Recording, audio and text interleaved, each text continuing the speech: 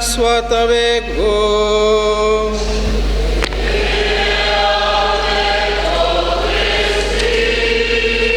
Bonne nouvelle de Jésus-Christ selon Saint Jean.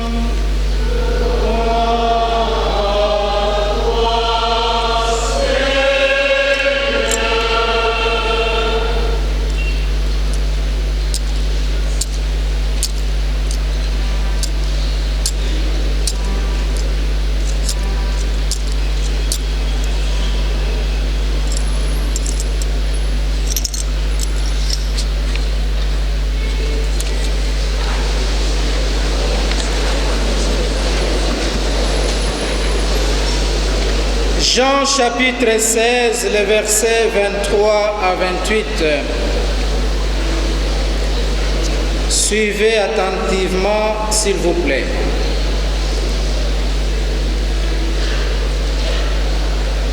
À l'heure où Jésus passait de ce monde à son Père, il disait à ses disciples: Amen, amen, je vous le dis, si vous demandez quelque chose à mon Père en invoquant mon nom, il vous le donnera. Jusqu'ici, vous n'avez rien demandé en invoquant mon nom. Demandez et vous recevrez, ainsi vous serez comblés de joie. J'ai employé des paraboles pour vous parler de tout cela.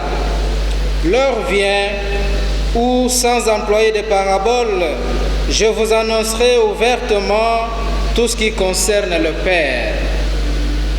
En ce jour-là, vous demanderez en invoquant mon nom.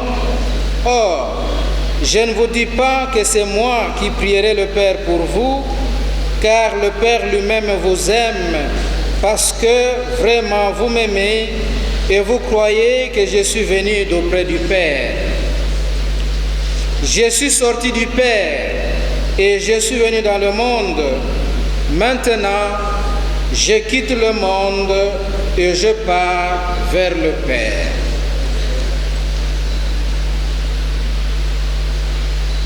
Acclamons la parole de Dieu. Louange à toi, Seigneur Jésus. Frères et sœurs, shalom. Shalom. Aujourd'hui, c'est un jour spécial, un jour de joie pour notre communauté. 25 ans de consécration au Seigneur, 25 ans de fidélité.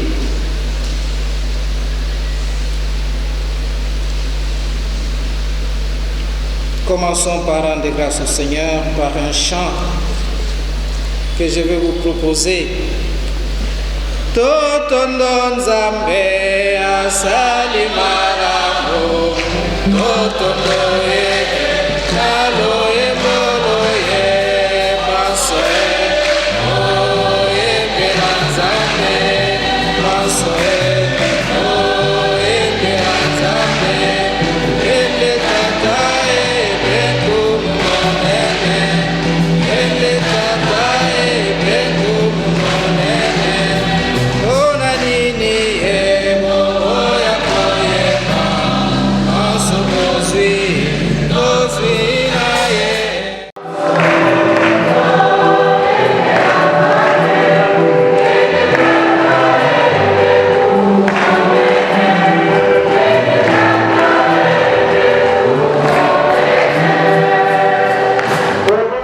25 ans, tant d'actions de grâce, tant d'évaluations et de décisions, c'est en même temps un nouveau départ.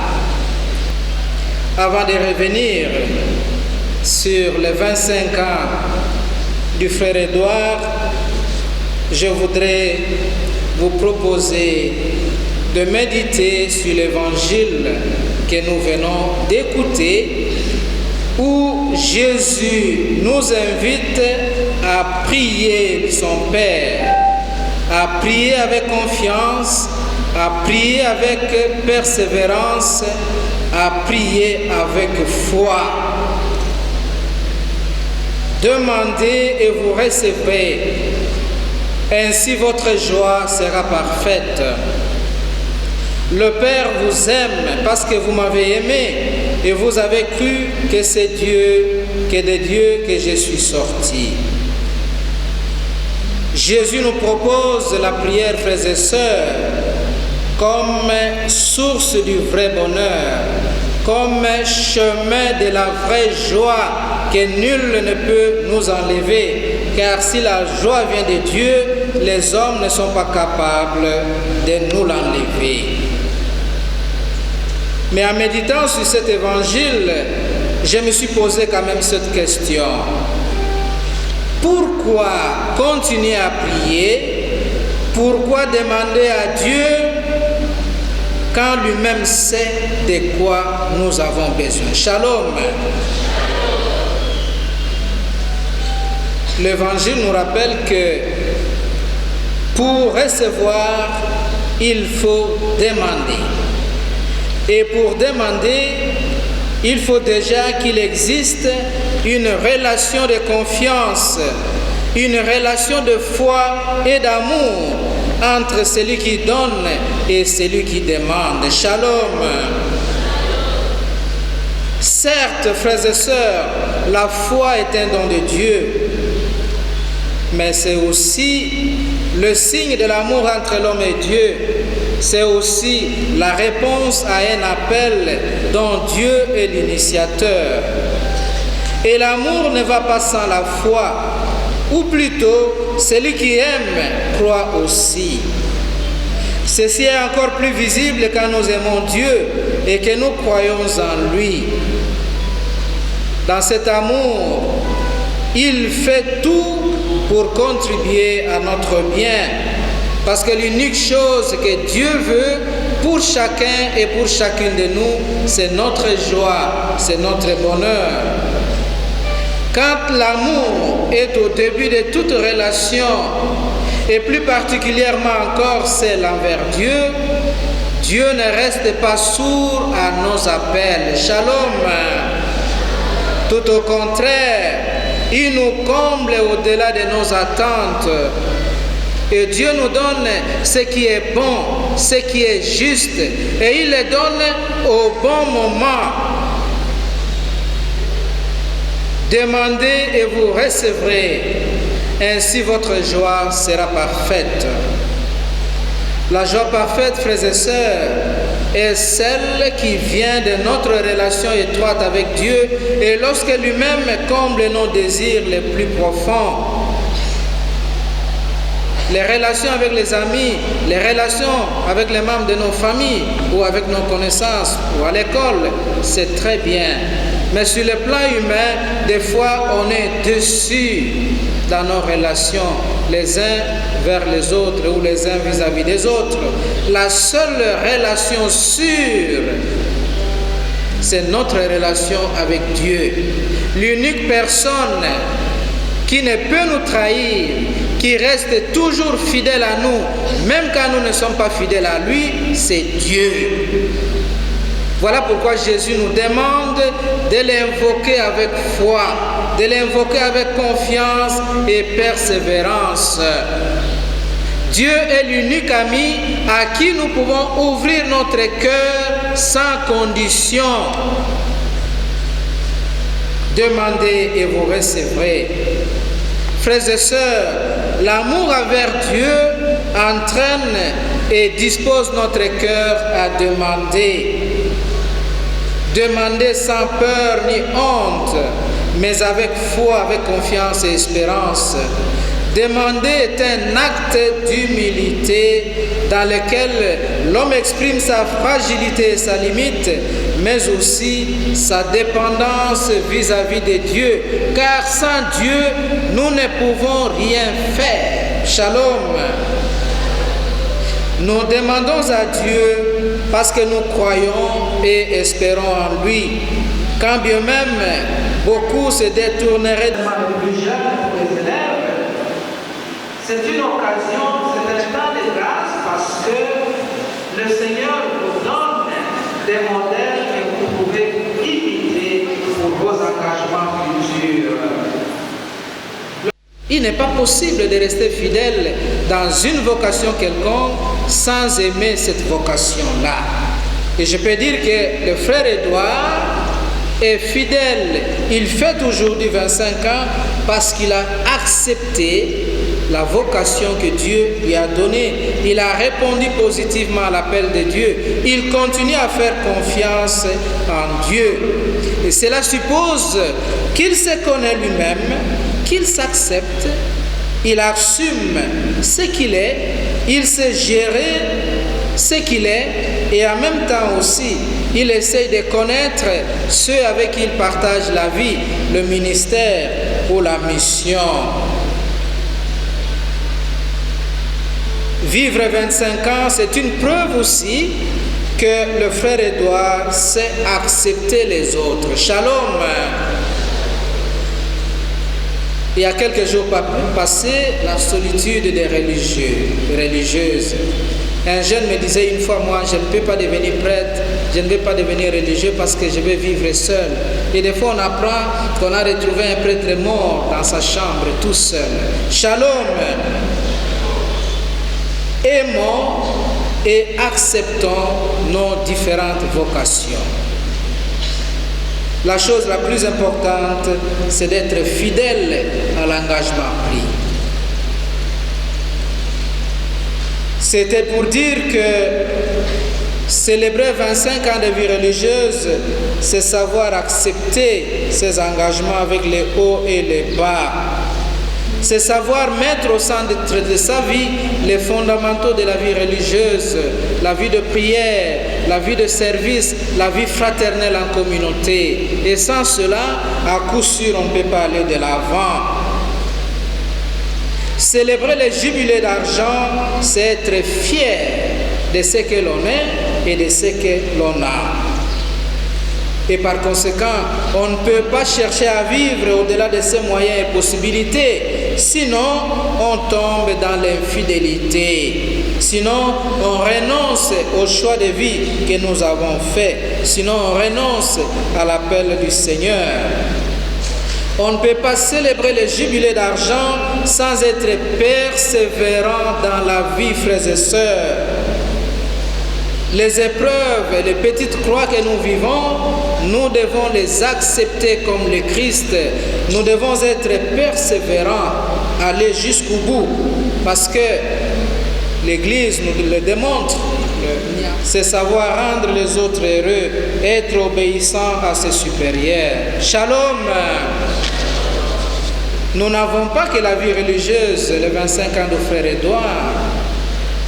Nous sommes en train de fêter aussi 25 ans et 50 ans d'engagement d'un de nos frères, un parent, un collaborateur à l'école Bobokoli.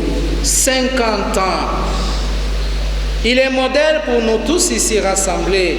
Il est modèle pour le personnel qui se trouve à Bobokoli et ailleurs. Nous devons l'imiter. Et si je lui posais la question, à combien ils ont commencé à Bobokoli et combien ils sont restés, peut-être qu'il me dira qu'il est l'unique. Vrai ou faux? Vous êtes restés les seuls. Combien vous êtes? Vous êtes 3. Vous étiez combien au début? Une dizaine. Shalom. C'est un modèle pour nous aujourd'hui, pour nous les jeunes, pour qui aujourd'hui les engagements sont vite pris et signés et en même temps vite lâchés aussi. Nous menons notre vie comme si on faisait chaque année un contrat. Le contrat d'une année, après on renonce, on va ailleurs, ainsi de suite. Savoir respecter ses engagements. Et ces engagements, nous ne pouvons pas les respecter, comme je l'ai dit au début, sans développer une relation d'intimité personnelle avec le Seigneur. Il n'y a que lui qui peut nous donner la force et le courage de persévérer en tout ce que nous faisons. Frères et sœurs, vous les élèves, vous avez aujourd'hui deux modèles qui vous sont proposés, un religieux et un laïc. Si je vous posais la question maintenant, combien d'entre vous ont le désir de devenir religieux ou prêtre ou religieuse? Je ne sais pas s'il y en a. Je fais quand même cette expérience. Je voudrais savoir parmi vous qui sont aspirants ou aspirantes, qui veulent devenir prêtres, religieux, religieuses, soulevez vos doigts, n'ayez pas honte et ne mentez pas non plus le Seigneur. Où sont les aspirants parmi vous?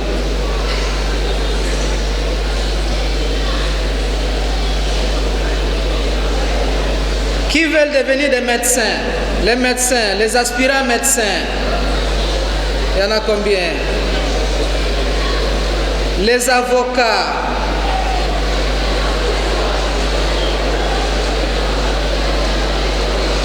Les ingénieurs en construction.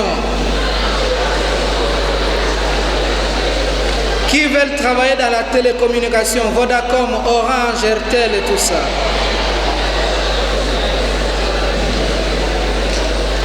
Qui veulent travailler dans des banques.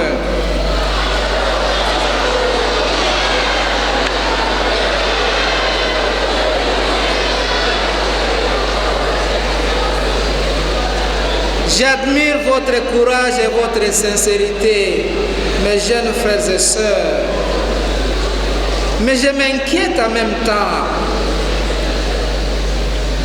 Vous étudiez à Bobokoli, les responsables de cette école sont des frères et personne de vous désire devenir frère. Parce que selon vous, les services de Dieu ne payent pas, n'est-ce pas? Vous voulez travailler et gagner de l'argent, avoir des femmes et des enfants, avoir des maris, avoir des véhicules pour créer l'embouteillage. C'est ça, n'est-ce pas? Mais demandez aussi la grâce. Et la conséquence, vous savez c'est quoi? Aujourd'hui, vous êtes dans une école catholique très bien formée. Vous allez à l'université, vous oubliez toutes les valeurs qui vous ont été transmises. Les études finies, vous devenez des ministres, vous devenez des PDG à gauche, à droite. Vous laissez de côté tout ce que vous avez reçu de l'éducation chrétienne. Shalom. C'est ça la réalité que nous vivons. Il y a beaucoup d'anciens de Bobokoli qui sont dans les ministères, des conseillers, ainsi de suite. Mais qu'est-ce qu'ils font? Ouais. Mettez Dieu au centre de votre vie. Même si vous voulez chercher l'argent, vous voulez travailler, c'est très bien. Notre pays doit aller de l'avant, la société doit aller de l'avant. Nous devons nous développer, mais nous avons besoin des chrétiens ou des personnes qui ont peur de Dieu, qui ont la crainte de Dieu dans leur cœur et qui agissent avec conscience et responsabilité. C'est ce type d'hommes et de femmes qui nous manquent aujourd'hui. Et vous qui êtes là, nous prions pour vous, pour que le Seigneur vous donne la grâce d'être des bons citoyens, d'être des bons chrétiens, et que vous soyez capables de vous sacrifier, de donner votre vie pour les autres, comme le frère Édouard, ainsi que le papa pour qui nous célébrons 50 ans.